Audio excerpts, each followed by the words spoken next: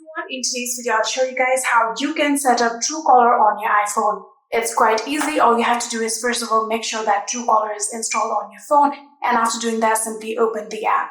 So after doing that, here tap on next and again next and then tap on get started. So after doing that, here you can see it will show your correct number that you are using. If you want to continue with this number, you'll have to tap on continue. If not, you'll have to tap on use another number. For now, I'm going to use this number, so I'm going to tap on continue.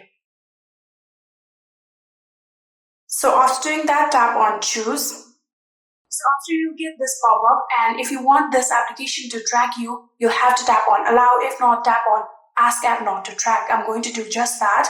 And after doing that, here, if you want to enable notifications from this application, tap on enable. If not, maybe later. I'm going to tap on enable and then again tap on allow.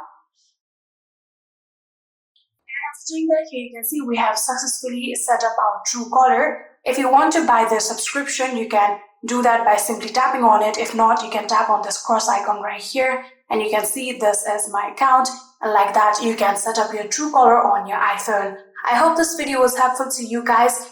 If it was, please do not forget to hit that subscribe button and like our video. Thank you so much for watching. See you in the next.